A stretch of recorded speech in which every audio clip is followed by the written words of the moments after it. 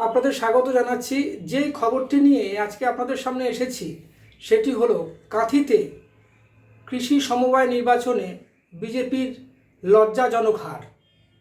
৭৮টি আসনের মধ্যে ৭৮টেই তৃণমূল জিতেছে। ভাবুন কী অবস্থা, বিজেপি শূন্য।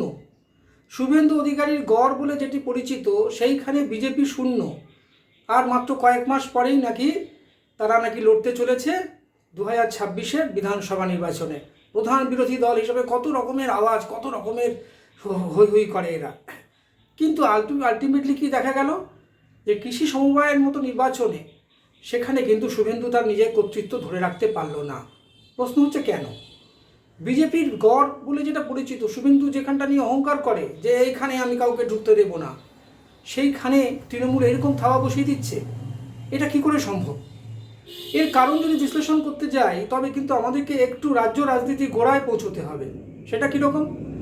মমতা বন্দ্যোপাধ্যায়ের যেই সামাজিক যেই সমস্ত স্কিমগুলো আছে, লক্ষ্মীর ভাণ্ডার থেকে শুরু করে কন্যাশ্রী থেকে সবুজ সাথী, এছাড়া আরও অন্যান্য যেসব স্টুডেন্টস লোন, এরকম আরও বহুবিধ যে সমস্ত সোশ্যাল স্কিমগুলো মমতা বন্দ্যোপাধ্যায় করেছেন 2011 পর থেকে, সেইটি কিন্তু তাকে ডিভিডেন্ড দিচ্ছে। এটা অস্বীকার করার কোনো জায়গা নেই।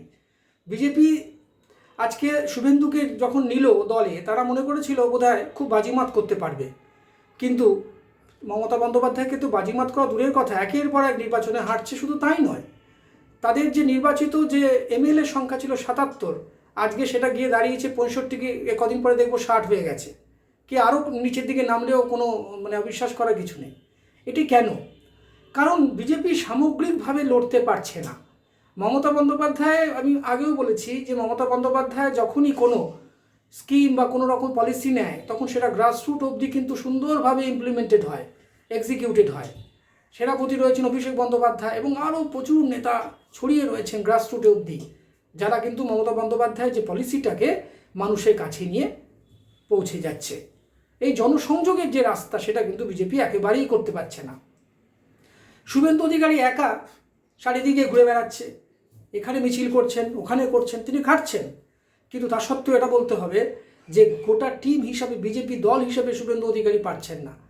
বিজেপি যে দলের মধ্যে যে অনৈক্য, যেই একটা ইউনিটিলেসনেস, সেটা কিন্তু পরিষ্কার বোঝা যাচ্ছে এই সমবায় নির্বাচনের ফলাফল থেকে।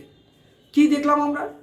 কাঠির গড়, লোকে বলে যুবরাজের গড়, কত রকমের তো উপমা বিশেষণ অ্যাডজেক্টিভ দেওয়া হচ্ছে, কিন্তু আলটিমেটলি রেজাল্ট কিন্তু গণতন্ত্রে একটা কি হয়, result is the main speaker. আপনি রেজাল্ট যখন ভালো করবেন তো ঠিক আছে, আর যদি রেজাল্ট খারাপ করেন তাহলে আপনার সঙ্গে কেউ নেই। মানুষের সঙ্গে কাজ করতে গেলে যদি মানুষের কথা বলতে হয় তবে কিন্তু আপনাকে গ্রাসরুটে থাকতে হবে। শুভেন্দু অধিকারীর একটা প্রবলেম কি হচ্ছে, কোথাও মিটিং করতে দিচ্ছে না পুলিশ, সঙ্গে সঙ্গে কী করছেন, আদালতে চলে যাচ্ছেন। আদালতে যাচ্ছেন, আদালত তাকে পারমিশন দিচ্ছেন, ভালো কথা, আদালতের কথা নিয়ে আমরা কিছু বলতে চাই না। কিন্তু এতে একটা অসুবিধা কোথায় হচ্ছে, তিনি জনসংযোগের মাধ্যমে পাবলিক ওপিনিয়ন তৈরি করতে পারছেন না, যে আমি আক্রান্ত, যে আমাকে মিটিং করতে দেওয়া হচ্ছে না, এই পারসেপশনটা মানুষের মনে তিনি আনতে দিচ্ছেন না। কী করছেন, পরের দিন দুপুর 1টার সময় গিয়ে আবার মিটিং করছেন হাইকোর্টের নির্দেশ অনুযায়ী। এইটা কোনো রাজনীতি ধর্ম না। মমতা বন্দ্যোপাধ্যায় যখন বিরোধী নেত্রী ছিলেন, আপনি মনে করে দেখুন তো, সিঙ্গুরে যখন তাকে আটকে দেওয়া হয়েছিল, তিনি কি পরের দিন কোর্টে গিয়েছিলেন? যাননি। উল্টে কি হলো, তিনি এক জায়গায় ধর্নায় বসলেন, হাজার হাজার লোক তাকে দেখছে, টিভি কভারেজ হচ্ছে, মানুষের মনে একটা পারসেপশন তৈরি হয়েছে যে মমতা বন্দ্যোপাধ্যায়কে তারা ঢুকতে দিচ্ছে না। শুভেন্দু অধিকারী এই জাতীয় পলিটিক্স করতে পারছে না। ফলে মমতা বন্দ্যোপাধ্যায়ের যে কৌশল, যে একটা অত্যন্ত কি বলবো, চাণক্য কথাটা এই জন্য বলছি, এত সুন্দর বুদ্ধি দীপ্ত তিনি এক একটা স্টেপ নিচ্ছেন যাতে কুপকাত হয়ে যাচ্ছে বিরোধীরা। সিপিএম এই করে শেষ হয়ে গেছে এবং শুভেন্দু অধিকারী এবং বিজেপিও প্রায় শূন্য হয়ে গেল। দেখুন আপনি, আর কদিন পরে বিধানসভা নির্বাচন, তাহলে কাঁথিতে যদি আজকে এই অবস্থা হয় তবে তার তোমরা পরবর্তী সময় লড়বে কী করে? ওখানকার তোমাদের যে গ্রাসরুটের যে কর্মী, তারা পর্যন্ত মনোবল হারিয়ে ফেলতে পারে এর ফলে।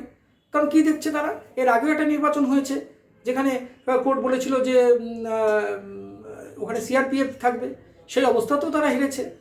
তাহলে বুঝতে পারছেন তো, এই কাঁথি যে যুবরাজের যে গড় বলে যে পরিচিত, আলটিমেটলি কোনো গড় নয়, এটা তৃণমূল আস্তে আস্তে পুরোপুরি গ্র্যাব করে নিচ্ছে। পলিটিক্যালি যদি লড়তে না পারেন তবে কিন্তু এরকম পরিস্থিতি হতে পারে। আপনারা কি করছেন? সুকান্ত মজুমদার একদিকে যাচ্ছে, দিলীপ ঘোষ একরকমের কথা বলছেন, শুভেন্দু অধিকারী একরকমের কথা বলছেন, ফলে কোনো রকমের কোঅর্ডিনেশন নেই, দলটার মধ্যে কোনো সমন্বয় নেই, দলটা কোথাও গিয়ে একটা খেই হারিয়ে ফেলছে। মমতা বন্দ্যোপাধ্যায় যখন একটা একা হয়ে যে পুরো দলকে সামনে থেকে নেতৃত্ব দিচ্ছেন, আপনারা বলতেই পারছেন না আপনাদের কে মুখ্যমন্ত্রী হবে, আপনারা মুখ্যমন্ত্রী ক্যান্ডিডেট দিতে পারছেন না। উল্টে দেখুন মমতা বন্দ্যোপাধ্যায়কে মুখ্যমন্ত্রী প্রজেক্ট করে লড়ছে। তাহলে মানুষ কি দেখছে? মানুষ দেখছে যে যেখানে একটা পজিটিভ সাইড, মানুষ সবসময় সেদিকে যেতে চাইবে।